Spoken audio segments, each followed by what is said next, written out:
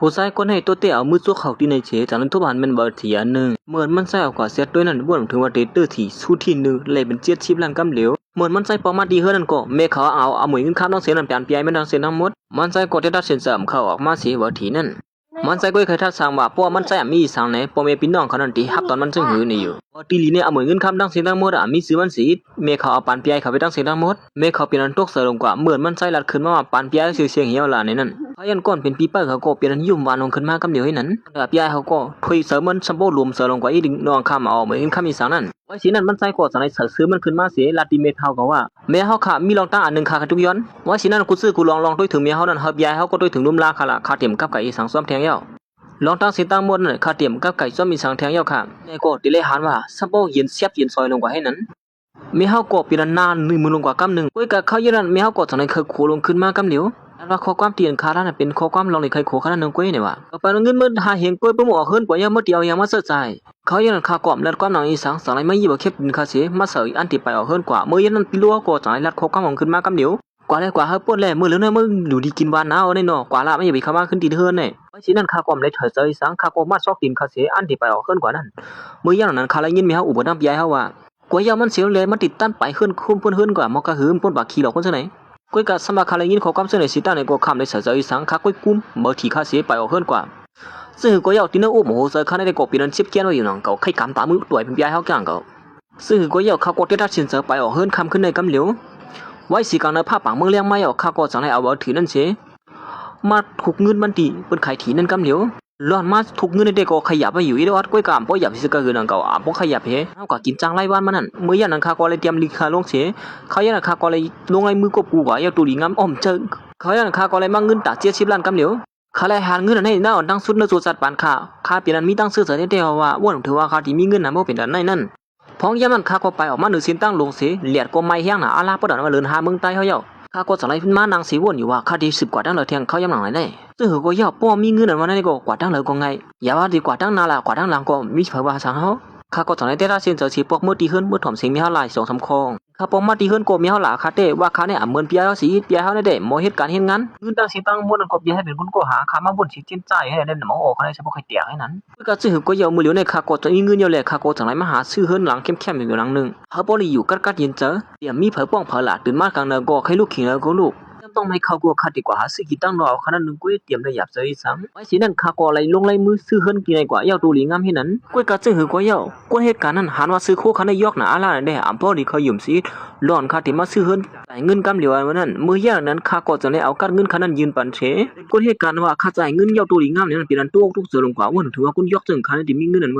ันนั่นก็จะเอาไปเอาขวาเดียวให้นั้นข้าก็จังไรอยู่ที่เฮิรนคันให้กุ้ยก็เฮิรนคันให้สมมีช่างเสียมิวเป็นเฮิรนเป่ามา ยอดปัวตุเฮ็ดยาวตูหลีงามกว่ามื้อเลือน11ถึง12คนกวยมื้อเหลือก็เลือน7จ่องก็อยู่ทางแท้เลือน8วันดีเขาว่าข้าก็จังได๋กับสมจูวนเจ้าว่ามื้อเหลือในเปิ้นดีเขาว่าจงเจอข้าวนเจ้าก็จังได๋กับสือลันในข้าว่าเลือน8มื้อแนวเขาว่าเห็นในวันนั้น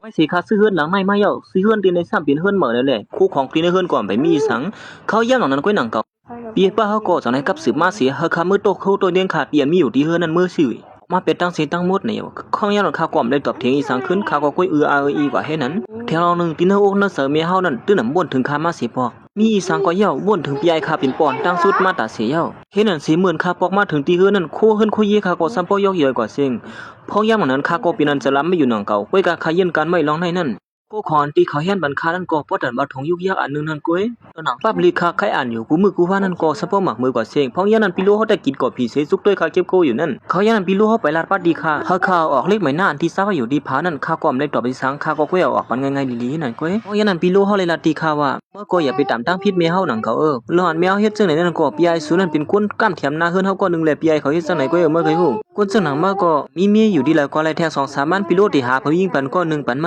าว่าแต่สู่2คนได้กึ่งแลบมาแลบกันนั่นให้พ่อนข้าเก็บโคออกมานั่นปีไอเฮาก็ไปออกมาจมไผหลังข้าเสียเขายันมาเต้าหูมาข้าเสียลัดขึ้นมาว่าเมื่อกว่าตั้งนอกก็เหตุการณ์คัดเจอเหตุการณ์อีนึงอย่าไปให้เพิ่นสร้างเว้าเฮานั่นน่ะเมื่อก่อนย้อนปีไอเฮ็ดจังไหนก็เหมือนมือก็เล็กนั่นพี่ตำเปิงป้อปีไอเฮาเอาคุกของเตียนมันคาแล้วแหน่ราคานั้นมันก็มาลัดข้อความปันแห้งเจอจังไหนมาอยู่ตาเสียไว้สินั่นข้าก็สั่งไปออกเฮือนมาเสียมาด้วยเงินข้าอันมีไว้อยู่ดีเนอะพงข้านั่นยันนั้นข้าก็ปิกหน้าพงข้าเสียนั่งเหนือก้านั่นก็ซ้อมเหนือส่วนตั้งนั่นก็ข้าก็เอามันข้าลงเสียด้วยซ้อมผังตั้งนั่นก็มีต้นไม้นั่นก้อยคนหลังเพิ่นไผหลังนั่นก้าก็10 กว่าตั้งนา ปันข้าก็ตัวหนังนั้นเย้าตื้นเตี่ยมมีลองหนหลังเขายันนั่นคือมือข้าพวกมาถึงที่ข้องข้าก็สั่งให้เอาเงินที่ข้ามีไว้อยู่นั่นซื้อโคเฮินโคเย่ข้าอันที่เซอร์ที่เนอร์เฮินนั่นมือพุกมาเปิ้นเตมาส่งถึงเฮินเย้าตากคำขึ้นได้ก็ข้าก็นอนกลางปังที่ไหนจึงหือก็ลีเลเสก็นอนจำผังตาผังตั้งข้าก็ม่วนจึงไหนอยู่ทีในแต่ก็ปีนั้นรอดว่าการเห็นตนตาข้าเตี้ยวว่าอำเลยยินเสียงเมียเฮาป้องแลปีลูเฮาก็อำป้องแม่อีสังสมข้าอยู่ที่ในแต่ก็ปีนั้นว่าการเห็นเสือตนตาข้าเตี้ยวหนังว่าด้วยการลองในหมู่ซุ่มเขาวนว่าข้าออกเฮินมาเย้าข้าเตเอาตัวมรอดไล่ก้อยหมู่ซุ่มเขาฮู้ว่าข้าในตื้อที่เลย70ล้านอันว่านั่นในก็เลยมา4วันเย้าอันที่ข้าไข่ออกมานั่นเขายันนั่นก้อยหนังเก่าปีลูเฮาก็กลับสืบมาหาข้าเสแลกลาดขึ้นมาตีข้าว่าปีลูตีห้องสู่กว่ากินข้าวตั้งนอกมีผู้หญิงก็เนอปีลูห้องไปมาทบปันสูเขายันปีลูเฮาไปลาดป้าแทงว่าผู้หญิงก็นั่นก็เป็นคนมีสังเป็นคนกอดเป็นคนผ่านเหมือนกันหนังเก่าเมื่อได้ตั้งผู้หญิงก็นั่นแต่ก็เหมือนกันนี่เลี้ยวในเสแต่มันแต่ข้าวอังที่ตอบถึงปีลูเฮาว่าเตรียมกว่าเย้าเมื่อเลยยินเขากำซึ่งไหนข้าก็จังได้เต็ดตัดเซนเซอร์เสไปกอดทบผู้หญิงก่อนปีลูเฮาข้าหามาปานนั้นมันสิเป็นซึ่งหือในเสข้าก็เต็ดตัดเซนเซอร์นั้นอยู่เย้าไว้เสวางพงเย้าก็ข้าก็จังไลกว่าหาปีลูเฮาสำนักอันลัดกันไว้นั่นเมื่อพ่อย่าอันข้าเขาลาดมานั่นก็มีปีโลเฮาและตั้งผู้หญิงคนหนึ่งอันนางกินกัวผีอยู่ซ้ำกันก็ในได้ซึ่งหือก็ตีเป็นก้อนปีโลเฮาวานั่นกว่าในอยู่ผู้หญิงกูปีโลเฮากับสืบมาปานนั้นแต่ก็เมื่อหันข้าเข้ามานั้นมันก็คือลุกขึ้นมาตรงตักข้ากำเหลียวเยี่ยก็เลยขอความตรงตักตีข้าลัดมานั่งแต่ก็อ่อนๆมันหูไว้เต้นหนังว่าก็ขึ้นตรงตักเหมือสูงเสเอาตีนางข้าอยู่ที่นั่นอยู่ไว้เสข้านางลงเย่าปีโลเฮาก็กับสืบข้าปานผู้หญิงคนนั้นกว่านั่นเป็นน้องชายไผ่ผู้เฮานะเขาให้กันที่กุมณีที่1เดือนก็โตเตโปเซอร์ใส่อยู่ปีว่าสุสองก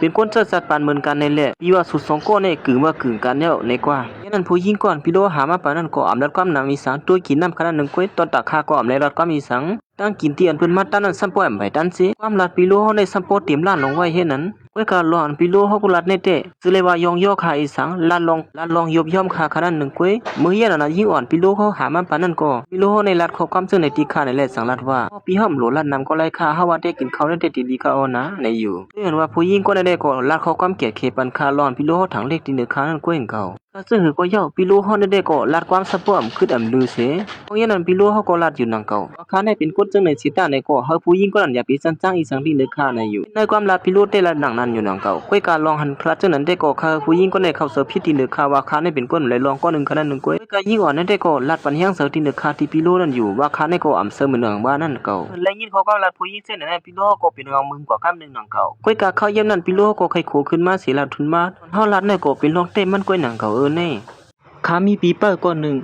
ก้วยกาปีเปอร์ข้าก้อนในตื้อนำไรเสนาข้ามาหือกวมหูว่ามาหาปันก็หักข้าว่าก้วยกาเอาลองยุบย่อมข้าเสียมาลัดไผ่นาผู้ยิ่งก้อนมาหามาเป็นก็หักข้าอันว่านั่นเอาย่ำนั่นลัดลองยุบย่อมข้าเสียเฮาข้าลัดจอมกลมันเฮาข้าลัดว่าพี่โลเฮาลัดให้เมียนเตข้าในมันไรลองกาปอกกำไหนขามไรลัดข้าก้วยลัดขึ้นเมื่อว่าเขาพากอติกคาดเย่านั่นพี่โลเฮาก่อนแล้วลงขึ้นมากำเหลียวว่าสู่สองก็กึ่งว่ากึ่งกันวันนี้เพราะนั้นผู้ยิ่งก่อนพี่โลหามาปานนั้นก็อำไรตอบอีสังนางเสียถ่อมพี่โลอุบตั้งแต่เขามันก้วยเขายันปีลูกก็อำลัดความนำสังเสียลัดขึ้นมาสู่สองก็อุบกันเสียเลยนะว่าสู่สองก็ในมันกึ่งกันเยอะในเสียตอนได้ยิ่งอ่อนแต่ก็อำไรลัดความอีสังยุ่มอยู่ให้นั่นก้วยเสียปีลูกไปออกกว่าเย้าข้าก็สั่งนัดดีผู้หญิงก็นั่นเสียแต่ว่าข้าเดเมื่อส่งมันนางไหนเย้ายิ่งในสังถามข้าว่าปีลูกสุราตกสู้ซึ่งไหนมาตัดเสียฮะเจ้าเย้าว่าเขาเลยยิ่งเขากำคาราเจ้าเนี่ยมันเขาเคยละสีลองก้วยกับเขาก่อมเลยละดิสังมายันนั้นเขาตั้งสองก็สั่งไรไปมาส้มเสียนตั้งหลงนั่นเสียเมื่อเขาตั้งสองก็ตีผัดยันกันนั้นสายตาเขาในด้วยขาในเตะเหมือนห้างเป็นลองมันแก่นเตะว่าเอาไรลัดที่ข้าว่าเขาเดมีกาขนาดนั้นอ่ำสลิวาหาเงินแขนขนาด1ก้วยแต่ได้มีน้ำเสลีในเสียเลี้ยวก็จังไรยินจมคาลอนเขากินข้าวจมกันวันมื้อไหนนั่งก็จังไรไปออกกว่าข้าก็สั่งไรลัดเขากับยินส้มที่มันนั่งเหมือนกันเขายันนั้นเขาก็ยุ่มต่อคาเสก้วยกาคาลัดขึ้นมาว่าบางพอสุดเตียก้นหลีเลือเสียในเมื่อเขาเลยยินเขากำลัดคาเจ้านั้นเขาก็ลมกว่ากำหนึ่งก้วยยุ่มวันเจ้านั้นเสอำไรดอกเขากำมีสัง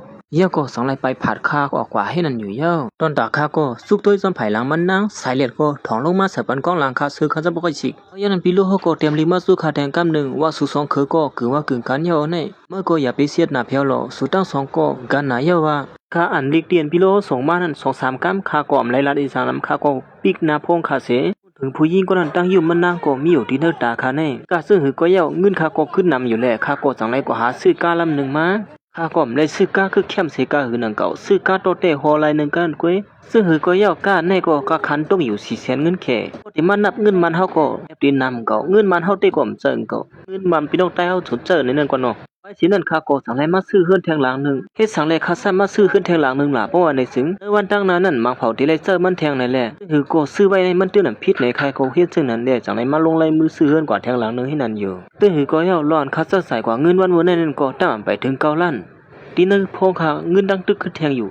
48 ล้านไปเงินในเตก็48 ล้านอันว่านั้นข้าได้แต่ก็เป็นว่านำเที่ยวว่าคือก็สัตว์ปานข้าก็อำเลยออกการหนังเก่าข้าก็ปอกมาเฮ็ดการขึ้นเหมือนเก่าถึงเขาย้ำลือการข้าก็ปอกมือให้นั่นอยู่กูว่าสิลือการมาเย่าก้อยกาปอกในแต่เหมือนปอกมืออ่อนตั้งข้าก็มาอยู่ดีคัดเย็นๆที่เฮือนข้าซื้อไว้มืออ่อนตั้งนั่นแต่ก็โฮมเฮ็ดการแลโอ้ยก็อำฮู้คนที่นั่นน่ะเฮือนก็อำฮู้ว่าข้ามาซื้อเฮือนที่ในเสมาอยู่ห้างก้อยก็เหลียวข้าในนั่นซึ่งหือก็เย่าเขาตั้ง18 ปีมาในค่ำต้นยามลืมสิบอกวันเหลือเป็นวันเกิดแม่เฮาในนั่นเมื่อกูปีป่นมาแต่คาเลยตั้งปีไอเฮาก็ใกล้ๆซื้อโคตรปันแม่เฮามาอยู่ตาเสมีอยู่วันนึงเฮาก็ซื้อข้อมูลเก็กข้าก็จ่ายครึ่งนึงปีไอเฮาก็จ่ายครึ่งนึงการเตียนแต่ไม่นั่นซ้ำเป็นซื้อปีไอเฮาตอนปันแม่เฮาในก้วยมีป้าซื้อค่าลองในข้าก็วนเสนั้นอึ้งนึกว่าอยู่ที่เนอเสอจึงหือก็ยาวปีในก็เป็นวันเกิดแม่เฮาเหมือนกันก็เป็นลูกชายก็นึงข้าก็ตื่นตีมือวันเกิดแม่เฮาอีกกว่าซึ่งก็ยาวเป็นแม่ก็นึงแม่เฮาเนี่ยฮักลูกอำเพ่งเป้งกันเสียตาในก็เขาเป็นคนก็เกิดเฮามาข้าก็สั่งไล่กว่าซื้อโคตรอันนึงเสนั่นได้ก็เป็นพาไปโคอันนึงป้อเพิ่นเข้ากัดปีเบียวใต้ได้พี่น้องใต้เขาก็เล็บดีใกล้ใส่กันอยู่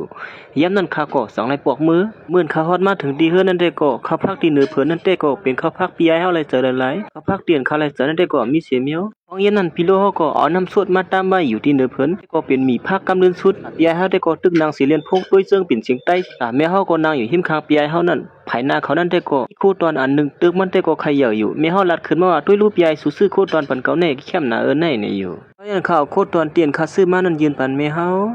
าในมีลูกชายแสงก็แม่เฮาในฮักปีไอนำฤาษีข้าคู่ตอนเตียนปีไอเฮามาปานนั้นแม่เฮาในลัดในข้ากำเหลวว่าปีไอเนี่ยซื้อมาเพิ่นคู่ตอนแคมหน้าในอยู่เขาย่านนั้นข้าก็ในรัฐนำมีสังข้าก็เอาโคตรเตียนข้ามาตอนวันเกิดแม่เฮานั้นเสียยืนปันแม่หันก็จับถามว่าพาไปข้อแน่ขิงไม้ลงในข้าเลยรัฐในแม่เฮาว่าพาไปข้อในอุ่นลีน่ะบ่เขากัดมาก้อยกาแม่เฮาเสอเอาสิสังก็เอาตามบางไว้อยู่หิมโคตรปีไอหลวงเฮานั่นเมื่อพ่อนข้าตึกด้วยไปข้อเตียนข้าซื้อปันแม่เฮานั่นก้อยหนังเก่าพี่รู้เฮาไหลมาลาตีข้าว่าเมื่อในอ่ำฮู้กูมือแมวสีหรือมันด้วยปีไอศูนย์ในซื้อปันเครื่องนวดแม่เฮาในเท้าเย้าก้นขึ้นในก็ซื้อเครื่องนวดแค่มื้อในแม่เฮาก็อยากด้วยนาค่ะซะว่าแม่เฮาเลยรัดเอาเขาก็มีสาวมาเสตาในก็ฮู้อยู่ว่าจะมีเฮาใครรัดจะหือในนั่นติโมก็เรียกตัวใหญ่เย้าพอยามกินข้าวนั่นก็คาเลยนางเตียนไก่เข้าพักแลอ่ำปอคึดพักเสก็หือนั่นมาตาเสเมื่อพ่อนเฮาตึกกินข้าวอยู่นั่นก็ปีไอเฮาได้กินเหล้าน้ำหนา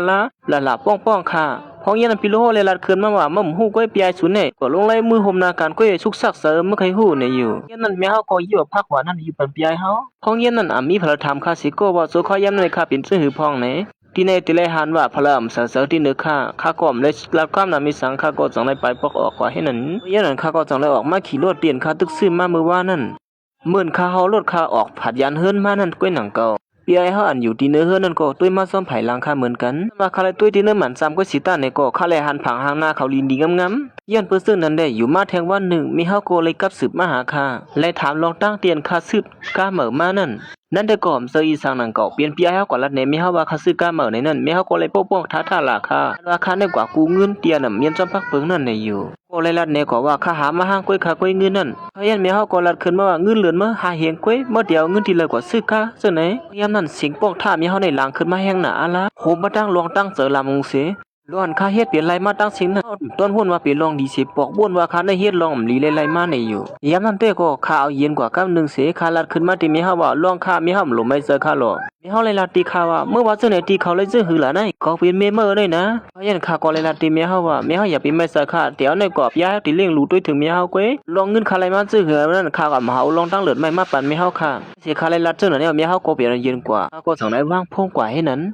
นด้วยเหมือนว่าเหมือนมีเฮาเลยยินเขาก้มคาลัดเจ้านั้นเหี่ยวมันมีรองตั้งรวมเสือกว่าอีกหนึ่งร้อนมันป้องหลาคานั่นได้ก็ว่าข้ากว่าเอาเงินมาเสียลองเหลือไม่นั่นตีมาถึงเขาคานั่นหนึ่งก้อยซึ่งหือก็เย้าข้าตื้นหู้ไว้อยู่เย้าว่ามีเฮาในตื้นตีเลียนกว่าลันในปีไอเฮาย้อนปีไอเฮาก็ละตีมีเฮาได้ว่าข้าก็บ่ว่ามีเฮาอยู่ไอ้ในตื้นกว่าเงินที่เลยมาดำหูปีโลเฮาก็แนวเสือพายมันแทงไผ่หนึ่งเสลัดเกินมาว่าข้านึกว่าฮูเงินไผ่นอกมาเสกว่าเอาเงินนำถูกเป็นซ้ำพักปืนนั่นเอามาไหนเย้าไว้ได้มาได้บ่เอานี่นั่นมาทุมหูเฮาได้มาหาลองซื้ออยู่เฮือนเฮาได้หยับเสือในคนซื่อไหนลองในข้าบ่วนหานแม่นไว้อยู่เย้าว่าปีโลเขาทีละจึงนั้นในนั่นตีเนื้อสายตาเขาแต่ก็ข้าในเป็นก้นจันเตรียมก้อนนึงแหละเหตุการณ์ก้อมขึ้นเยอะมีเงินในเสวนมาซึ่งนั้นอยู่ตาเสียเย้า อ้วนว่ากวนมีกาคันเส้นหนังคาเตียวเงินดีเลยมาเขาตื่นตีเสือซึ่งนั้นก็ยาวว่าซึ่งหือก็ลองตั้งวนซึ่งได้ก็ขามป้อเสือเสียก็ลุกขึ้นมาด้วยเงินขานคืออยู่ที่เนื้อพงนั่นเงินขานตื้อคือเหลืออยู่นั่นก็เอาหนึ่งไว้อยู่ให้นั้นเหมือนสัตว์ปานคาในเย้าปานคาก็เอาหนึ่งไว้อยู่ที่เฮ็ดไหนมือเหลียวได้ก็เข้าไม่ก็ฮอดมาถึงเหมือไม่เลืองก็หงทุก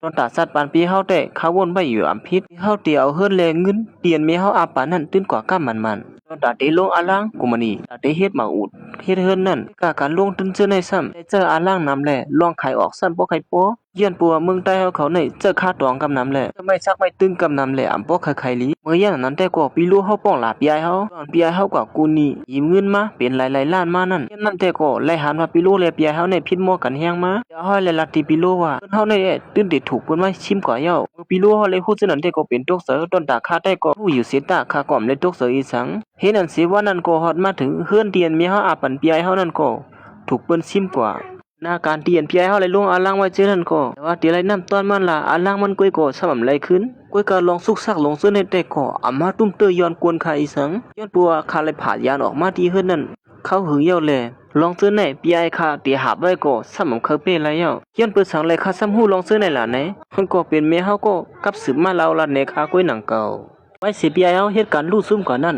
นอำป้นกว่าไรว่านั่นก้วยเมเฮาก็เลยกับสืบมาหาคาเมื่อคาเลยหัดสายเมเฮานั่นก็ลัดลงขึ้นมากำเหลียวว่าล้อนปีไอคาทุกโซ่เยอะล้อนปีไอคาทุบตั้งอย่าผืดนั่นเมเฮาไปลัดวัดแทงว่าล้อนปีไอเมื่อเฮ็ดในย้อนต่อนะเฮือนเฮานี่นะการลงตึ้นก็มันตึ้นมีตองซุ่มอยู่เย้ายันคาก็เลยกุมหูอาซ้อมเมเฮาก้วยเขายันเมเฮาก็เลยลัดขึ้นมาแทงคาในซอยแถมปีเฮาเนี่ยอยู่ยันคาก็เลยลัดก็ว่าเมฆาเงินเดือนค่า1 เดือน5เฮียงก้วยเฮ็ดติหือติป้อจอยปีไอเฮาคาล่ะมีเฮาก็เป็นเย็นลงกว่ากำนึงค่าขึ้นสืบลัดแทงว่าค่าติออกมานั่นค่าก็ลัดตั้งสินตั้งหมดจะรู้กูซื้อกูร้องนั่นเฮาปีไอเฮาก็จอยคับคืนไหนเหลียวนี่ปีไอเฮาถูกนี่เป็น38 ล้านค่าซ้ำ1 เดือนแล5เฮียงก้วยค่าติเฮ็ดซื้อกว่าจอยแถมปีไอเฮาเลยคาล่ะมีเฮาก้อยฮู้เดี๋ยวนั้นคาเลยยินเสียงไห้มีเฮาโอนมาติเนพงในก้วยกาติเนมโหใจค่าได้ก็อำเลยวนอ่อนลงอีสังค่าก้วยสืบลัดแทงว่าเมื่ออันตั้งมีเฮายำลัดตีค่าว่าเขาออกขึ้นกว่าเย้าไหนได้เป็นคนห้องหายสิปอกมือหาขึ้นเมเฮาคนในจงเจอลองซื้อในเมเฮาเขาก่อนเล็บเดี๋ยวพูดถึงเย้ามือเหลียวในเต้ยันค่าก็เลยตอบเมเฮาก็ว่าลอนตุ้ยถึงเมเฮาพ้องยำมือเท่านั้นเมเฮาก็กว่าหาปีไอเฮาคาล่ะไว้สินั่นค่าก็สังไรว่างพวกเบ็ดเมเฮาเฮ็ดนั้นตอนดาค่าก็สังไรอยู่กัดเย็นห้างก้วยค่ากินกาแฟใครกินข้าวเลยก็เลยใครลูกข้าวเลยก็เลยเฮ็ดข้าวเฮ็ดพักอ่ำโลกเกียงโอเกียงใจไปยำกินข้าวก็เขาซอยเอาต่อโถนึงก้วยก็อิ่มต้องเย้าแทงวัน1มาค่าก็มาเฮ็ดการเหมือนเก่าอย่างนั้นเสียงพงค่าก็สังไรลังขึ้นมาแทงกำนึงแต่ก็เป็นพงปีไอเฮาค่าก็และฮับพงปีไอเฮาก่อนค่าเฮาโลดตึกติปอกมือเฮือนั่นก้วยหนังเก่าปีลูเฮาก็กับสืบมาหาค่าแทงกำนึงกำในค่าก็และฮับสายเหมือนกันว่าสิข้าปอกมาถึงตีเฮือนเย้าข้าก็มานั่งอยู่ข้างก็เร็วค่ะเก็บก้าวนั่นก้วยหนังเก่าเมื่อข้าตึกด้วยพงข้าอยู่นั่นแม่เฮาก็กับสืบมาหาข้าแทงกำนึงปอกกำในเตก็ข้าห้ามพงอยู่หนังเก่าฉะนั้นแม่เฮาก็เอกหลาข้ากำเหลวลาดว่าข้าในตั้งเสยเฮ็ดหาในอยู่ข้าก็ขึ้นตอบกว่าข้าตั้งเจออีสังกะลาข้าดำบอกเจอข้าในลองซื้อใน2เซอร์เมื่อเคยอุบพงปีวิชื่อในฉะนั้นแม่เฮาดัดขึ้นมาว่ามีค่าเป็นหลายล้านเย้าขายให้ก็มาสวยใหญ่เฮาก็เย้าๆน่ะปอกกำในเด็กขามเยือนหลายเย้าคาลาคือมานั่นมันเป็นก้าค่าในอยู่ข้อความคาลาออกมาปอกในเด็กก็ถูกตีเฮ็ดน้ำตาแม่เฮาในยิงหวยลงมาในเด็กก็สมาคำและอยู่หิม3เซตในก็ข้าตื่นฮู้ไว้อยู่เย้าแม่เฮาไว้นาซึ่งหือในนั้นด้วยกับปอกกำในมาโหเจอข้าก็อ่อนย้อนปัวสิมือเรียกตัวเย้าพ่อยำข้าก็ตอบลิกเสข้าเลยที่1มานั่นก็ซึ่งหือก็เย้าเฮายองยอปีไอเฮามาดสิพ่อยำคาติลาดิสังในก็เฮาในไว้หน้าต่อคาตาสิตอนตาคาแต่ก็อำเลยข้อความยองยออีสังตี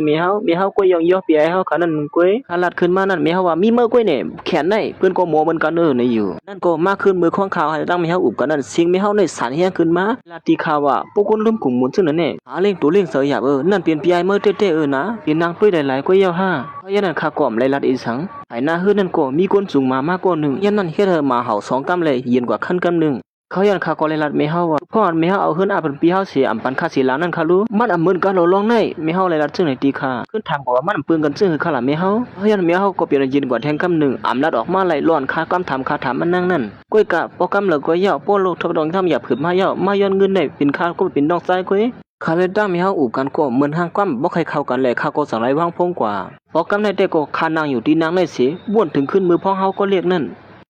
มีอยู่เข้ากาตอก1มีเฮาซื้อน้ำมาปันปีไอเฮาตอนตาซื้อคาเต้ก็ซัมโปยอกบ่ขาดกว่าเสียงเย้าก็แม่ห้อมเลยเสิร์ฟปันค่าก้วยเสิร์ฟบันพี่ใจก้วยเขายันค่าโกตุ้ยขึ้นมาแม่เฮาสิทำลองซื้อมาคันนั้นเฮาเลยลัดขึ้นมาซื้อเมื่อโกตึกเสาละอยู่เมื่อดีใครซื้อหือเที่ยงอันหาอยู่ซื้อค่าในซัมโปป่องกว่าเสียงเย้า กำไหนข้าก็ไม่ได้ตอบทิ้งอีสังเมเฮาข้าก็ขำตั้งกัดอยู่ตั้งปีให้นั่นเฮาก็เหลียวข้าบนลองซื้อในเหย้าหล่อนซอยแถมปีเฮานั่นก็ข้าทำป้อมใครซอยแถมซีดซึ่งหือก็ลองตั้งกัดลงซื้อในแต่ก็มันหือดีมาเป้อะไรลองตั้งไม้ตีเนอร์เสือข้ายามเจ็บแกนมาตัดสีนั่นมีอยู่วันนึงเมื่อพ่อนข้าตึกเก็บปั๊บลีอยู่นั่นก็หนังเก่าเสียงพงข้าก็สังไหลหลังขึ้นมาแทงกำนึงยามนั้นในก็ปลุงเฮากับสืบมาว่าลูกชายมันเตนาเฮิรนนี่แหละเฮาข้าก็เอาห่มปังแขกซ้ำข้ามใครกว่าสิกะหือตัวข้ามเคหันหน้าเขาพออย่างนั้นปลุงเฮาละตีขาเฮาข้ากว่าป้อยปังแขกปียเฮานั้นเต้ๆว่าซึ่งหือก็ปลุงเฮาในลีลือเสเมเฮาลีต่อข้านั้นตีเนอปังแขกลูกชายปลุงเขานั้นได้ก็เปิดด้วยแทงตอนนาคานอวันนั้นปลุงเฮากับสืบมาหาข้าเฮาข้าป้อยปังแขกลูกชายมันก็จังไรฮอกายอกข้านั้นออกเฮิรนมาฮอดถึงเตียนเปิ้นจัดเฮ็ดป้อยปังแขกนั่นข้าก็จังไรล่วงกาข้ามากเมื่อข้าไปเข้ามาฮอดถึงพักดูตั้งเขาปังป้อยนั่นข้ายักขึ้นผางหางคาที่เนื้อมันจำนั่นเสียเขายาวนั่นข้าก็ซื้อคู่ยอกไว้ซึ่งหือก็เย้าซื้อคู่ยอกอันไหนหนังหือตีทัดช่างเสือกวนนั่นข้าก็อำไล่อีสังยามนั่นข้าก็จังไรเปิดพักดูปังป้อยนั่นเข้ามาที่เนื้อปังป้อยนั่นแต่ก็กวนเข้ามาโฮมซ้อมน้ำแก้ข้าเขาฮอดมาถึงที่เนื้อปังป้อยตามไปแต่แลนางปีลูกเฮาลาดความสัมปอดปานหมวยเย้าที่เนื้อปังป้อยนั่นสมาคำในนาง3เสตาในก็พอความลาดปีลูกเฮานั้นแต่ก็สัมปอเปลี่ยนเสียงมันหลายๆเย้ามันลาดว่าข้าในมีเงินอีออดก็เขาด้วยถึงปีไอและปีโลเย้าในอยู่เมื่อเหลียวในปีไอเขาทบตั้งอย่าเผิดก็อำไลจอยอีสังขอความลาปีโลเขาปังป้อยตั้งไปตั้งไรเตะข้ามถึงซื้อข้าสัมปโอนป้าหนองกว่าเสียงที่เขามาโฮมปังป้อยนั่นเด็กก็เพื่อนำหูนั่นเด็กก็วนว่าข้าเป็นซึ่งนั้นเขาย่ำนั่นเมปาก้อนเป็นเจ้าของปังป้อยนั่นก็ไปเขามาหาข้าเสียก็มาตบหัวบ่าข้าลอยๆย่าก็ถามขึ้นมาว่าเมื่อเหลียวในปีไอขู่ทบตั้งอย่าเผิดจะหือก็สู่เป็นพี่น้องกันถูกรีจอยกันในเย้าก็หนึ่งลัดตั้งไปด้านเย้าแถมก็หนึ่งก็สั่งไปเข้ามาเทียงผู้หญิงก่อนไปเข้ามานั่นเด็กก็ปีลูกน้องก็ตั้งเฮาก้อยหนังเก่าย่านมันนางหิมสำคัญนั่นในก็ยุ่มบานอยู่หนังเก่าเขายันรัดขึ้นมาตีขาเขาในจอยแถมเปียเฮาเหมือนข้อความรัดเมปาก็เมื่อไกลนั่นก้อยหนังเก่าคือก็เป็นพี่น้องก็ตื้อตัดขาดกันลายนะเขายันนั่นข้าก็เลยยุ่มลอยๆเสียถามขึ้นตีพี่นางก็ในว่าลองอันพี่นางเฮาถูกนี่เฮา20,000ว่านั่นตั้งไปแต้มซื้อมันเลยยินข้อความคาราเจอไหนก็หน้าตามันเหมือนกันทั้งเมื่อไกลนั่นสิมันก็เลยสืบข้อความมีสังแทงตีขาเย้าสิไปออกกว่าให้นั่นอยู่เย้าพี่นางก็ในไปออกกว่าไปหึงสางนั่นก้อยหนังเก่าโปลุงเฮาก็สังไรพี่ต้องกอกเราเสียไปเข้ามาหาคาแทงกำหนึ่งโปลุงในก็เลยมาลัดตีคาแทงว่าสู่ข้าวย้ำในเมสูก็ทุบตั้งอย่าเผิดเมื่อก็อย่าไปเฮ็ดเธอเมสูเลยไม่เจอหน้าอาลาหล่อหม้อเมื่อเอลูปีไอสัวยันข้าก่อมเย็นไรเสียคาลัดขึ้นมาโป้ไรเย้าข้าเอากอกน้ำหนึ่งนั่นพัดลงกว่าตีเนื้อคงถึงตีเฮ็ดเอาก้นตีเนื้อปังป้อยในโป้ตุกเสือเสียไหวมาตั้งเฮาในเป็ดตั้งสินตั้งมดเขายันข้าก็เลยลัดขึ้นมาว่าข้าติย้อนกระความอีกหนึ่งคารู้ออกสีหนึ่งมันเด็ดกล้วยก็ไรเย้าข้ากว่าหน้าตาปีโลเขาก็เรียกลายลงขึ้นมากำเหลียวปีไอเขาอันตึกกินข้าวอยู่นั่นก็เป็นเงินขึ้นลือกว่าแทงกำหนึ่งเมเฮาเลยตั้งเมปาอันสู้อุบกันอยู่นั่นก็ยินเสียงคาเสียเป็นอันตุกเสือไหวมาด้วยตั้งขานั่นกำเหลียวตัวตาข้าก็ปุยซ้อมหิมพร้อมในเสียลัดขึ้นมาความขอหนึ่งข้อความถามกันตั้งสุดได้ก็วันที่10 เดือนที่8นั่นเมเฮาเลยเอาเงินเอาต้องแล้วบางทีนี้อาปั่นปีไอเฮาตั้งสิ่งทั้งหมดโฮมบัตรเงิน9,600,000นั่นนั่นตื้นมีตอนตาคาเสียเปียกเสียเปียพอยามนั้นก้นตีเนอร์ปังป้อยในมีเผลลัดจอยคาเสียก็คาลาคาลัดซึ่งนั้นขึ้นมาก้นตีเนอร์ปังป้อยในก็มีเผลลัดอีสังซ้อมสีกำกันกลมนาลงห้างเผห้างมันไปเห็นนั้นข้อความถามที่2ได้ก็ข้าใครถามว่าปีโลเฮาลัดว่าในเงินเหลือนหาเหียงก้อยตื้นเตียมีเงินอำไรเขาลัดว่าซึ่งนั้นเสียหาขย่อมอาปันปีไอเฮาหมดในวันนั้นเหมือนเงินคำตั้งเสียงนั้นยันนั้นข้าด้วยตั้งปีโลเฮาแต่ก็น้ามันเลี้ยงไว้อยู่หนังเก่าด้วยมันนางเตะอาเปขลัดความอยู่ก้อยการลัดอีสังทำหมอเมื่อย่างนั้นมีเผอคาละลัดจอยข้าเหมือนคาเลยลัดเจ้านั้นก็มีเผอตอบทิ้งอีสังขึ้นมาแทงข้าก็สั่งให้สืบบัดแทงว่าเมื่อเลี้ยวในปีไอเฮ็ดนาการเสียนาการดูซุ่มเบียดตกซุ่มแหล่อาล้างมันำไรขึ้นกูก็ซ้ำทุกย่านเฮาคาในจอยแถมในฮื้อลาดว่าลองในเฮาเป็นพี่น้องกันเมื่อข้าทบตั้งอย่าผืดในมีเผอลัดจอยข้าสิก็คาละดีไข่โคแก่เนาะเมืองกวนหลงในก็ลวงผิงเปี้ยงมันนั้นซ้ำป้อมมีสีค่ะแถวลองหนึ่งข้าดิลัดแหนมือพ่อนข้าออกเฮิรนมานั่นข้าป้อลัดอยู่กะจะใส่ตั้งหมดแล้วด้วยถึงเมเฮานั่นยายเฮาก็ขับขึงตั้งสิ่งตั้งหมดแหนในข้าป้อลัดเต็มเลยเย้าไว้เสียข้าลัดซึ่งนั้นเย้าข้าก็สั่งไล่ไปออกที่เนื้อปังป้อยนั่นพอยามนั้นเมเฮาก็ไหวถ้วยตั้งหลังคาเสียเมื่อข้าออกกว่านั้นเลยยินเสียงไม่ตัวเฮาตกลงกว่าก็ข้าก็อำใบล้างมาด้วยขึ้นเสียไปออกมาแปดตีเนอร์ปังป้อยนั่นไอ้น้องนั่นได้ก็เป็นนั้นว่าร่วมซึงเสลือสีตั้งนั้นติดๆว่าเห็นอันสีเสื้อค่ะก็เป็นอันสุดยอดกว่าตีเนยเย้าค่ะ